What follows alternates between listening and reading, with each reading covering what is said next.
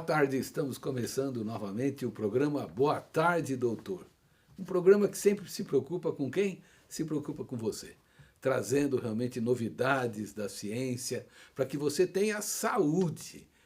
Eu fico lembrando realmente quando Deus fez o primeiro homem, ele sonhou, e ele dá um sopro.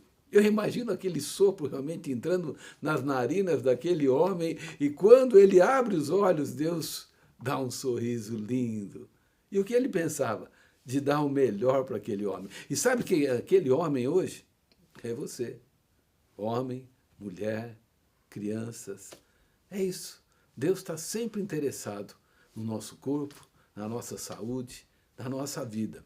E não só a vida aqui na Terra, vida eterna. Aquela vida que nunca mais acaba, aquela vida que não vai ter mais choro, tristeza, dor, só alegria, louvor e adoração. E aqui, enquanto estamos na Terra, temos que aprender a viver bem, e muito bem. E hoje eu vou trazer realmente um convidado muito especial, que mora no meu coração. Ele é especialista realmente, mas sabe o que ele vai falar? Sobre obesidade e cirurgia bariátrica. E outras coisas mais. É um homem de profundo conhecimento, de muitos anos realmente, já de prática. Eu posso dizer realmente que eu assisti uma das cirurgias realmente, e ele é um maestro com essas mãos. Domina realmente essa partezinha do abdômen como ninguém. Então, como eu falei, hoje eu quero apresentar Dr. Paulo Nassif. Boa tarde, Dr. Paulo. Tudo bem? Boa tarde, Dr. William. Meu querido irmão, também mora aqui no meu coração inteiro aqui. Que bom. Tão bom, né? Quando você tem amizades, realmente que perduram e nunca acabam, né? E é tão bom hoje, a gente vai falar sobre o assunto de obesidade, né? E a primeira pergunta para esse bate-papo é: o que é obesidade, né? E por que tanta gente está gordinho nessas últimas décadas, né, doutor? Isso é uma pergunta especial porque realmente nós estamos passando por uma pandemia, né, na obesidade. E a obesidade é uma doença grave, uma doença crônica, uma doença inflamatória, e a gente costuma dizer que ela é uma doença complexa. Por quê? Porque ela traz outras doenças. Então, o paciente que tem obesidade já tem uma doença. A partir do momento que essa obesidade vai ficando, passando um tempo com essa pessoa tem a tendência de desenvolver outras doenças, e as principais da obesidade são o diabetes, a pressão alta, o aumento do colesterol, do triglicerídeo, e assim por diante, doenças articulares por causa do peso. Assim, na verdade, a obesidade agride todo o nosso organismo. Então, veja o que ele falou, que a obesidade já é uma doença, né? Então, se eu falar assim para você que está mais feinho, né? Falar assim, você está doente? Você vai falar, não estou doente, não sinto nada, né? Mas a obesidade já é uma doença, né, doutor? Sim. Inflamatória, né? Uma coisa muito importante que você falou, assim, a pessoa tem que reconhecer, primeiro, que ela tem a doença, e a partir do momento que reconhece, procurar ajuda médica, como qualquer outra doença. Então, muitas vezes a pessoa se sente culpada, aquela culpa que não é dela. Ela tem uma doença que tem que ser tratada e tem que ser abraçada por uma equipe multidisciplinar. Quando a gente fala obesidade, né? A gente fala que tem o gordinho, o gordo e o gordão, né? Sim. Então, tem uma classificação que a gente pode dizer, opa, já está na hora de procurar socorro, assim. Sim. Como é que a gente divide essa classificação aí na área médica, assim? Hoje, assim, até não é a maneira mais correta, mas é a que mais se usa, que é o índice de massa corporal, o IMC.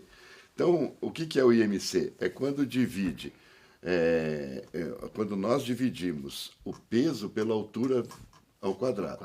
Né? Então, se a pessoa tem entre 30 e 34,9, ela tem obesidade grau 1. Se tem de 35 a 39,9, tem obesidade grau 2. A partir de 40, já tem obesidade grau 3. A partir de 50, super obesidade, já tem uma classificação agora trazendo como mega obesidade. Então, são essas classificações que vão nos direcionando em que quadro está aquele paciente. Mas esse IMC não tem relação direta com doenças, então ele apenas um sinalizador. Ok. E a obesidade, ela cresceu muito nas últimas décadas, né? Sim. O que será que aconteceu com o nosso povo aí? Não está mais sabendo comer, doutor? O que será que está vendo ali? Eu vou dar um exemplo da vida moderna, né? Ótimo. Então vamos lá. Nós precisamos, como a gente consome, mas tem que gastar, correto? Certo. Temos que gastar. Mas hoje nós temos uma facilidade da vida moderna, e que é uma coisa muito boa para usar em muitas coisas, que é esse aparelhinho aqui, olha, doutor William. O aparelhinho. Esse aparelhinho aqui, ele é mágico. Mágico. Olha, eu não tenho isso, gente, mas eu sei quem tem. Quando você chega em casa, você pode dar um comando no seu celular que abre o portão para você. Quando você chega na sua casa, você pode, por aqui, fazer a iluminação da sua casa. Aí você está cansado, você trabalhou, você precisa se alimentar, está com fome. Você chega em casa, senta numa poltrona dessa ou dá uma deitadinha no sofá. Com esse aparelhinho você liga a tua televisão, você põe na Netflix, você entra no iFood, você pede sua comida, já paga por aqui. E ainda, a maioria das pessoas, quando chega essa comida, tem alguém que vai buscar e trazer ali, porque você vai comer ali mesmo. Exatamente. Então, o que acontece? Você come e depois você continua mudando de canal e assistindo filme. Você não gasta nada. Então, isso é uma das coisas. O estresse, que hoje faz parte, principalmente depois da pandemia, as pessoas ficaram mais ansiosas, assim, também. O tipo de alimento, porque quando você liga lá no iFood, você não vai pedir alface, né? Não vai pedir alface, vai pedir uma massa, uma pizza, um filé com aquele molho, alguma coisa assim. Então, e não vai mais gastar energia, você ficou, é aquela alimentação. E durante o dia? Durante o dia está todo mundo correndo, não tem uma alimentação, não dá tempo de ir para casa ter uma alimentação saudável. Você para na panificadora, no posto de gasolina, pega um salgadinho, pega lá uma bebida, que não é a melhor escolha, e você continua o seu dia, e aquela ansiedade, aquele estresse, e tudo isso, fora a parte genética, fora o ambiente obesogênico que a gente tem que falar, sim, que é o ambiente familiar. Por exemplo, uma família que tem costumes de comer bastante, coisas mais calóricas, não fazem exercício, tem uso do álcool, uso da tela do computador ou do celular, porque isso aqui causa ansiedade e também participa na maneira, um fator predisponente para engordar. E o sono. Muitas vezes você vai deitar, o que você tem que fazer? Começa a relaxar, apaga a tua luz, Não, o que a gente faz? Fica no celular até vir o sono. Dorme menos, dorme mal, e isso faz a pessoa também engordar. Quantos fatores, né? Não tem limite. Acordar ou não deitar. Tem limite. E na alimentação, assim, parece que as pessoas, hoje, né, em função do estresse, da ansiedade, elas buscam na alimentação realmente um prazer que às vezes não tem no dia a dia, né? Sim. Eu me lembro de um casal que foi com uma moça de 19 anos, né? Então os três estavam acima do peso, né? E aí eu pedi exames para eles ali e tal. E veio o colesterol alterado, triglicerídeos alterado, o senhor já com quase 50 anos já tinha o açúcar, a glicemia um pouquinho alterada. Eu falei, olha, vocês vão ter que fazer uma dieta, realmente, vamos tirar tudo que é trigo, açúcar, doces e tal. A menina de 19 anos falou, pronto, acabou todo o nosso prazer agora. Eu falei, ué, por quê? Ela falou, porque o nosso prazer é no shopping comprar e comer. Papai falou que nós estamos duros, não está dando para gastar mais. Então não dá para comprar. Agora, se eu está dizendo que não dá para comer, acabou todo o nosso prazer. Então, muitas vezes, né, nós estamos descarregando na alimentação, às vezes, uma forma de buscar prazer. Né? Esquecemos que existem outras coisas extremamente saudáveis. Né? E é um gatilho importante. É um gatilho. Comer. Né? Vamos falar um pouquinho sobre alimentação? Né? Vamos. O que realmente a gente poderia dizer hoje que seria uma alimentação saudável? Né? Talvez aqui não tenha nenhuma descoberta que nós vamos fazer, mas é uma lembrança, né, para as pessoas que às vezes esquecem das coisas saudáveis. Né? Então vamos brincar um pouquinho. O que seria um prato de almoço saudável? Como é que a gente começaria, doutor? Então, vamos lá. Eu não sei todos os elementos, mas vamos lá. Vamos trocando ideia. Uma coisa que é bacana é que assim, você comer saudável é mais barato. É muito melhor para a sua saúde. Exato. Então, por exemplo, vamos supor que nós temos que oferecer uma proteína, temos que oferecer um carboidrato. E o carboidrato, é muito importante a escolha do carboidrato, porque o carboidrato, ele pode ser o carboidrato do mal, o carboidrato do bem, vamos colocar Exato. assim. Então, por exemplo, a massa, doces, essas coisas a gente tem que evitar muito. Não é? Mas você pode comer massas de maneira mais saudável. Você faz a tua massa, você usa farinhas, você usa todas aquelas coisas que são mais benéficas à saúde. Mas vamos lá, vamos almoçar então. Nós vamos almoçar. Nós queremos comer uma proteína e queremos comer um carboidrato. Vamos fazer aqui um pratinho aqui agora. Nós podemos fazer vamos lá. Está muito agora, as nutricionistas, os chefes estão falando muito do lombo de porco, lombo suíno, que é uma carne magra, muito nutritiva e que está sendo muito usada em dietas. Então, fazemos lá um filezinho de lombo suíno. Podemos, como carboidrato, fazer, por exemplo, um purê de batata salsa. Purê de batata, olha purê que coisa de batata linda. salsa. E uma saladinha. Uns legumes, alguns legumes, e nós vamos ter um prato nutritivo, saudável, atende às necessidades do nosso organismo. E de baixa caloria. De baixa caloria, que não traz malefício para a saúde. Meu pai era um formigão, sabe? E eu tinha muito medo, realmente, que ele se tornasse um diabético e tal. Me parecia que tinha lá, a avó dele era diabética, né? E ele dizia para minha mãe todo dia, tem uma sobremesa? Hoje tem sobremesa. Minha mãe fazia doce, né? Chegou num ponto onde eu falei, vai dar mal, vai dar errado aí. Aí eu cheguei para ele já estava lá perto dos 70 anos, né? Morreu com 90, né? Aí eu falei, pai, vamos fazer um trato? Ele falou, que trato? Eu falei, olha, todo dia o senhor vai comer 3 frutas por dia e 0 de açúcar e doce. Ah, não quero. Não, eu falei, calma, não terminei a nossa conversa. Nós vamos fazer um trato. Então, de segunda a sexta, o senhor vai comer 3 frutas por dia. Agora, sábado e domingo, o senhor vai escolher o doce que o senhor quer. E a mamãe vai fazer um doce e tal. Mas de segunda a sexta eu não vou poder comer. Eu falei, 3 frutas, é o docinho do açúcar da fruta, né? Ele falou, não sei se eu vou conseguir.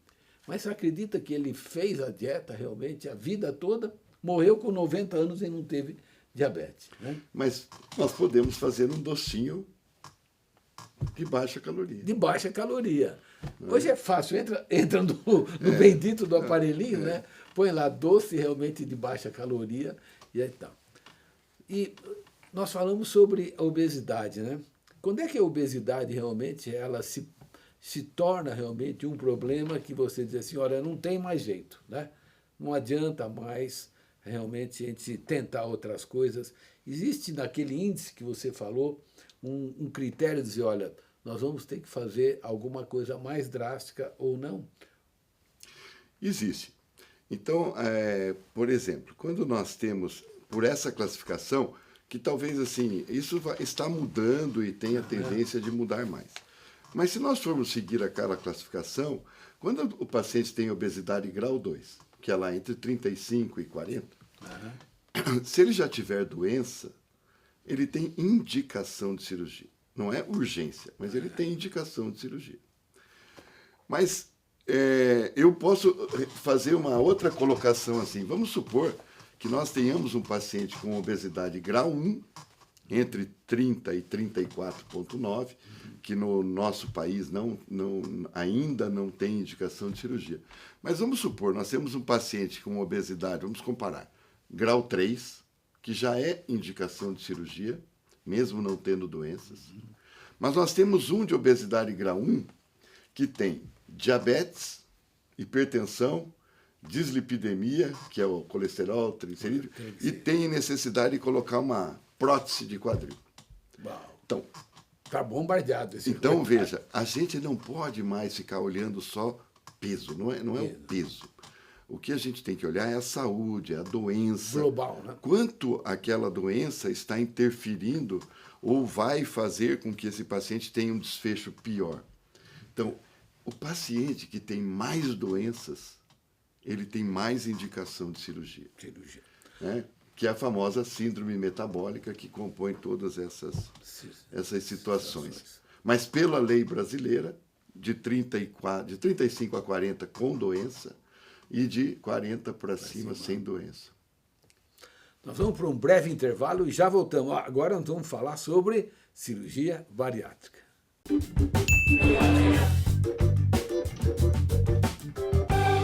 Estamos de volta com o programa Boa Tarde, Doutor. E hoje entrevistando meu amigo, meu irmão, Dr. Paulo Nassif. Quem é Dr. Paulo Nassif? Dr. Paulo Nassif, ele é formado em medicina pela Faculdade Evangélica de Medicina do Paraná em 1990. Falei? Um monte de experiência, especializado em cirurgia geral, cirurgia do aparelho digestivo e atua como cirurgião do aparelho digestivo e cirurgia bariátrica e metabólica. É membro titular do Colégio Brasileiro de Cirurgia Digestiva. Oh, coisa boa! Que carreira linda, bonita, né? Já vamos para quanto, primo? 30? Vamos para 34 anos. 34 anos, de formado. Né? De formado. Que beleza, né? Gente confiável, gente nossa, gente do Paraná, gente que nós devemos prestigiar. Então vamos falar agora de uma coisa que talvez você está esperando, né? Cirurgia bariátrica. Então me conta primeiro como é que nasceu a cirurgia bariátrica, né? E o que é a cirurgia bariátrica, que muitas vezes a gente fala e não sabe o que é que está acontecendo lá dentro da nossa barriguinha, né, doutor? Sim. Então vamos lá. A cirurgia bariátrica iniciou na década de 50. Uau! Estados Unidos, não é? Onde se faziam cirurgias que eram chamadas cirurgias desabsortivas, onde a maior parte do intestino não recebia alimentação. E essas cirurgias no início passaram a dar problema de desnutrição, situações que tinham que ser revertidas, pacientes que ficavam muito graves e podiam até evoluir para a morte. Então, foi-se mudando as técnicas, até que um cirurgião que é considerado o pai da cirurgia bariátrica, chamado Edward Mason, propôs uma técnica incluindo o estômago também. Então, mexia-se no estômago e poupava o intestino. E depois dele, outros vieram propondo associação entre o estômago e o intestino. Começava só com o intestino.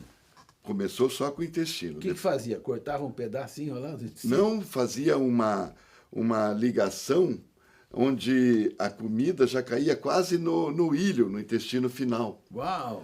Então isso acontecia que o paciente tinha pouca absorção e ele podia ter uma desnutrição severa, muito grave, né? Provocando uma síndrome do intestino curto, que a gente sabe da gravidade dessa doença. Então tirava aquela parte que absorvia os Só nutrientes. desviava, né? Desviava. Por ali não passava mais. O lugar que absorvia não passava mais a comida. Mais. Isso. E absorvia muito pouco, então. Muito pouco. E a pessoa ia ficando desnutrida. Emagrecia, mas ficava desnutrida. Exatamente. Esse foi o começo. Foi o começo. Né? E depois as técnicas, com o passar dos anos, foram sendo aprimoradas.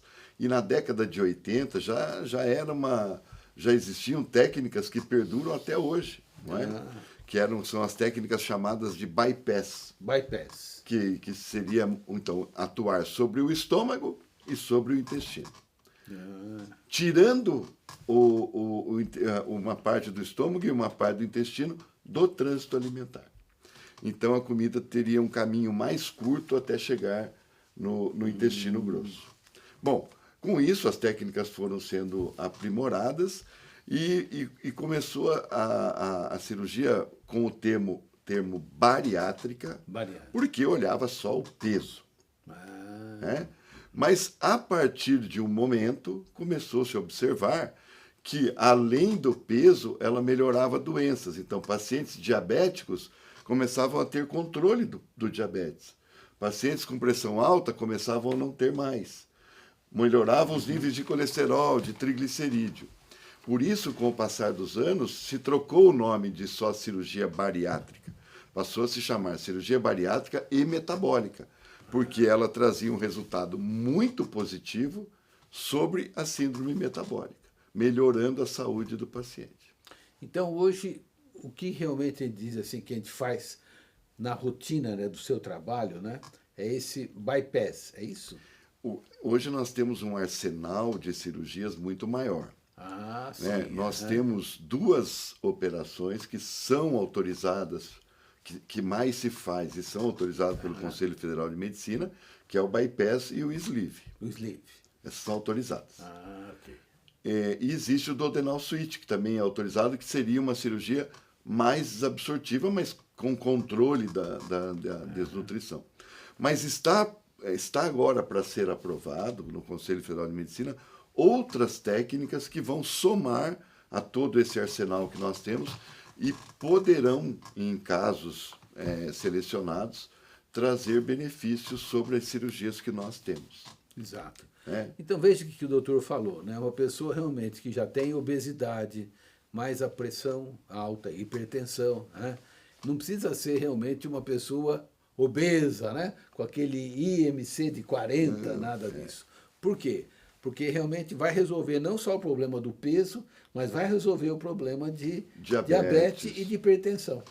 As articulações. Articulações também, né? Prevenir situações que vão depender de próteses, ou fazer a cirurgia para que possa realizar a operação necessária, que é fazer uma prótese. E nós podemos entrar, a hora que achar melhor, no câncer. No câncer? Sim. Oh, também para o câncer? O câncer existe já cientificamente provado o aumento de inúmeros cânceres do nosso organismo. Sim. Que estão relacionados com obesidade. Com obesidade. Tem mais risco de ter sendo obeso. Interessante. E quando você opera, você tem menor chance de desenvolver o câncer. Voltando ainda um pouquinho de diabetes, né? Eu no começo realmente assim dos bypass, né? Tinha pacientes realmente assim obesos, né? Diabéticos, operaram aquele que não era dependente de insulina, né? Uhum. Que não tomaram mais nenhum tipo de medicamento, primo. Sim. Foi uma coisa assim impressionante. Não era pessoa que tomava um remedinho à noite. Eram pessoas que já tomavam 2 tipos de medicamento, de manhã, à noite, às vezes na hora do almoço. E com a redução do peso através da cirurgia, não deixaram de ser diabéticos. A diabetes está lá dentro, mas é como se ela tivesse realmente recolhido, né? Então, foi uma coisa realmente impressionante da gente ver o resultado, né? Então, hoje, a cirurgia em relação a risco cirúrgico, né? Como foi no começo, a gente tinha um pouco de receios, né, da cirurgia. Qual é hoje o risco cirúrgico? Eu sei que depende de paciente para paciente, mas assim, qual o risco cirúrgico comparado com o começo do bypass e da cirurgia bariátrica? Não, o risco hoje é pequeno. Pequeno, né? Mas a gente tem que tomar cuidado quando a gente fala que o risco é pequeno, porque ele é pequeno numa amostra de pacientes. Mas quando é para aquele paciente, é 100% para ele. Sim. Então a gente toma. Então, assim, como que faz? O que diminui riscos?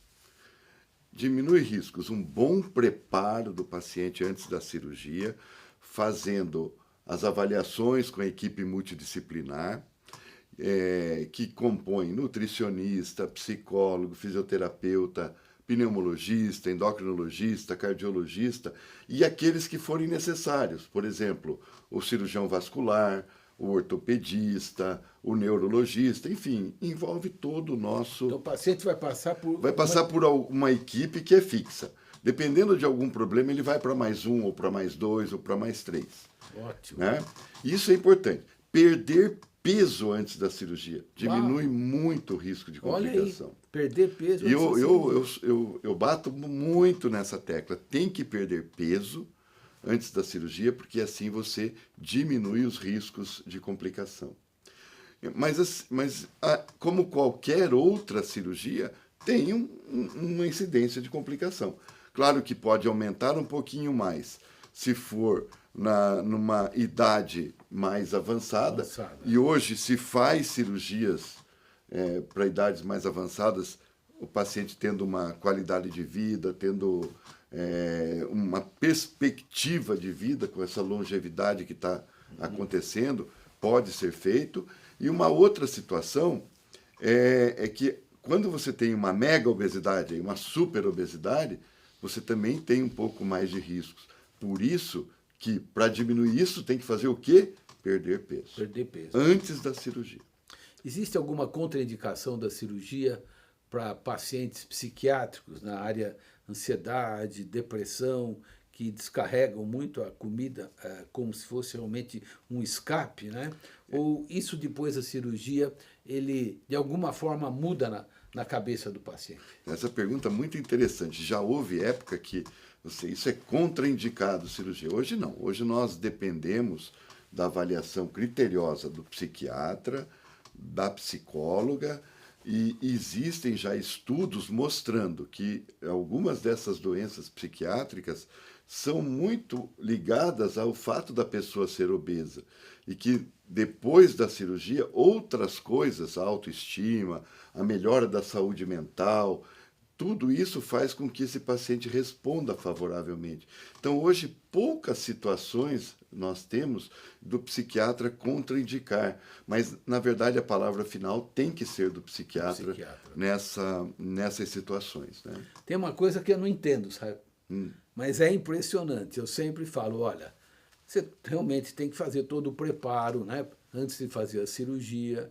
Lembre que não vai operar a tua cabeça. Quando você sair realmente lá do centro cirúrgico, você vai ficar lá no leito, né? Vai ficar alguns dias acompanhando tal. Ele não vai mudar a tua cabeça é a mesma. Então você tem que entender isso aí e tal. Mas acontece um milagre que eu não consigo entender. Qual é o milagre? O paciente que tinha aquela ansiedade, que comia que nem uma barbaridade, comia doce, comia chocolate, comia um monte de coisa, passa algum tempo, ele volta lá para mim e eu pergunto assim, como é que tá? Ele falou assim, não sei, perdi aquela vontade, não estou sentindo mais aquela vontade doida. Eu falei, alguma coisa está ligado intestino e cabeça. Sim. Porque realmente alguma coisa mágica acontece. Aliás, por falar em coisa mágica, eu fiquei sabendo que serotonina, né, que é aquele hormônio, vamos chamar, do prazer, eu pensei que era tudo fabricado na cabeça. Né? E aí, o que acontece? 10% é na cabeça, 90% no intestino.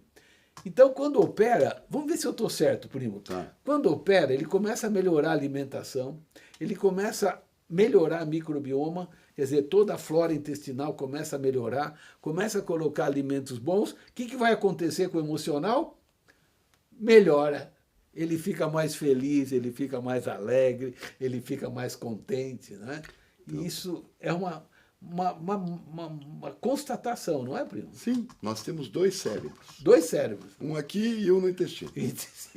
E então, assim, quanto mais nós entendemos a conversa entre o cérebro e o intestino, mais nós entendemos a doença obesidade. Exato. Por que o paciente sai do hospital diabético? Ele opera segunda-feira de manhã, terça-feira de manhã nós damos alta, e ele não vai mais tomando remédio para o diabetes. Ele não perdeu peso ainda. Nem perdeu peso. Nem perdeu peso ainda. Mas por quê? Porque com a mudança da anatomia do aparelho digestivo, você tem os desvios lá intestinais, o que acontece? Aqueles estímulos que vão lá estimular os nossos hormônios, o GLP-1, o hormônio do apetite, o hormônio da saciedade, enfim, todos os outros, começam a receber esse estímulo num tempo que seria o adequado. E esses hormônios vão funcionando e vão regulando secreção pancreática, vão regulando tudo isso. Então, o diabetes, é isso que eu digo, que hoje a gente tem que olhar muito menos para o peso, e muito mais para as doenças. O peso vai perder, é importante a perda de peso, mas veja que nós não dependemos da perda de peso para melhorar o nível de glicemia do paciente no pós-operatório. Ele já sai do hospital correndo para o abraço. Então, essa conversa, que é muito mediada pelo nervo vago, nós temos que entender cada vez mais, porque daí nós conversamos com o pâncreas, conversamos com todos os órgãos. E aí a gente vai entendendo essa dinâmica que é fascinante dessa conversa. Doutor, eu tô com medo de operar, porque depois, né? Como é que eu vou poder comer depois que eu sair do hospital? Eu vou poder comer de tudo mais tarde? Ou eu nunca mais vou poder comer as coisas que eu gosto? É uma pergunta que às vezes a gente não sabe responder. Então, aí vai a pergunta para você. Vamos fazer uma brincadeirinha. Tudo passa. Tudo passa. Alguns podem passar e ir embora mais rápido e não absorver tanto. E outros podem absorver. Então, é muito diferente. Se eu quiser, o que eu preciso fazer? Eu preciso comer comida saudável. Ninguém precisa ficar com fome, ninguém vai sentir fome, mas precisa comer a comida saudável, que até dá mais saciedade do que a comida não saudável. Exato. Então, se eu vou comer carne, eu vou comer uma quantidade de carne que é mais do que o suficiente para minha saciedade. Se eu comer doce, vai passar muito e vai demorar muito para a saciedade. Se eu comer uma massa pastosa, vai passar tudo. Então, nós temos que escolher os alimentos. Os alimentos têm que ser aqueles que fazem, que têm melhor resultado para a nossa saúde e que nos fazem permanecer com um peso saudável e aliado ao exercício físico. Não existe mágica, tem que ter o exercício físico associado, porque a gente precisa equilibrar. Então, quanto eu consumo, eu tenho que gastar. Mas isso é diferente de pessoa para pessoa. Sim. Então, uma pessoa tem que consumir tanto e gastar tanto. A outra tem que gastar mais, porque isso chama-se taxa metabólica basal. Nós temos que calcular individualmente isso e aplicar nos nossos pacientes essa formulazinha. Além da alimentação, né, aqueles primeiros dias é mais uma dieta líquida, né, uma aguinha com limão, alguma coisa mais leve. Mais pastosinho. Mais pastosinho, até chegar a poder comer de tudo, como você bem falou. Né? Que nós temos a líquida, a pastosa, e depois a gente vai chegando lá na sola. Ok. Além do cuidado com a alimentação, quais são os outros cuidados médicos que a gente tem que ter em termos de reposição? Como é que o paciente tem que realmente cuidar agora do pós-bariátrico? Né? Então, nós temos já todo o conhecimento dele no pré-operatório, de tudo que ele tinha de deficiência, que já foi antes da cirurgia resolvido e tal. E agora nós sabemos tudo que ele vai perder num primeiro momento, então ele já começa a tomar isso no pós-operatório. Então, o polivitamínico, já começa a reposição de vitamina B12, de ferro, enfim. E depois, com os exames, com frequência, você vai controlando o que precisa, o que pode tirar, esse precisamos um pouquinho mais, esse não precisa mais. Isso vai depender de pessoa para pessoa. Mas a alimentação ajuda muito. Alimentação e esses cuidados médicos, né? Sim. Doutor, eu estou precisando operar, tal, isso, aquilo, mas eu tenho medo de operar e engordar tudo outra vez, né? Tem um amigo lá que operou e engordou outra vez. Às vezes a gente ouve isso, né? Por que alguns pacientes, né, voltam a engordar? E o que realmente você recomendaria, né, nessa situação? Pode ser um caso individual ou dá para a gente generalizar um pouco? Não, mas se nós pegarmos assim a maior amostragem, os pacientes que começam a engordar de novo é porque voltaram aos velhos hábitos. Exato. Né? Voltaram aos velhos hábitos, daí não adianta se querer fazer uma outra cirurgia, porque se não melhorar os hábitos, a outra também não vai funcionar. Então, esse é o ponto que é a maioria. Agora, existem situações que a gente faz exames e nós encontramos umas alterações anatômicas, por exemplo, o estômago pequeno, na verdade, está muito grande, o desvio ali do intestino pode ter ficado muito pequeno, Tem algumas situações, tem alguma situação de obstrução que o paciente que não se resolveu, uma úlcera fazendo obstrução, o paciente acaba comendo mais pastoso, mais líquido, porque o sólido não vai passar, e isso faz com que o paciente ganhe peso. Então, são vários fatores que têm que ser analisados, não é? Okay. Mas sempre voltado para a equipe multidisciplinar, para que a equipe multidisciplinar faça um consenso do que está acontecendo ao paciente. E existem, lógico, técnicas cirúrgicas que desse arsenal que está chegando, que vão, de repente, em alguns casos, poder ser utilizados, mas não de forma rotineira. Passou muito rápido, acabou o nosso tempo. Eu vou pedir mais tempo lá para a técnica, lá para o pessoal. Tem tantas coisas boas que a gente aprende realmente no programa, e hoje o Dr. Paulo Nassif trouxe realmente assim uma elucidação, né, para você que está em casa assistindo o programa, a respeito desse sério problema de obesidade, e quando realmente todas as outras situações falham, né, a cirurgia bariátrica, metabólica, ela vem justamente para socorrer, prolongar a tua vida e te dar qualidade de vida. Doutor, eu gostaria que você deixasse uma palavra realmente para o nosso público agora, para finalizar o nosso programa. Então, a palavra que eu gosto mais de deixar é que as pessoas entendam que a obesidade é uma doença, que muitas pessoas, a maioria, não escolheu ter obesidade, e que essa situação de se falar assim, olha, é só você fazer cuidar da alimentação, fazer isso que você vai controlar totalmente a obesidade, também não é a verdade em muitos casos. Em muitos casos não se consegue sozinho, nem com medicação, o doutor William tem experiência, a gente resolver o problema da obesidade. Então, saber que existe tratamento e que você pode controlar a sua obesidade. E uma coisa que eu digo sempre para os pacientes, o seguinte, assim, tem lá lembrar que Deus falou o seguinte, olha, ame ao próximo como a ti mesmo. Então, se ame, procure esse tratamento, melhore sua vida, melhore sua saúde mental e sua qualidade de vida. Isso é possível. Meu querido, muito obrigado, muito bom. Mais vezes quero te trazer aqui para a gente continuar conversando, falando de tantas coisas. Será um prazer. Que eu sei que você domina, né? E muito obrigado. Eu que agradeço. Muito obrigado. Estamos terminando, então, mais uma vez o programa. Espero você realmente no próximo programa para aprender um pouquinho mais e não só aprender, colocar em prática. Boa tarde, doutor.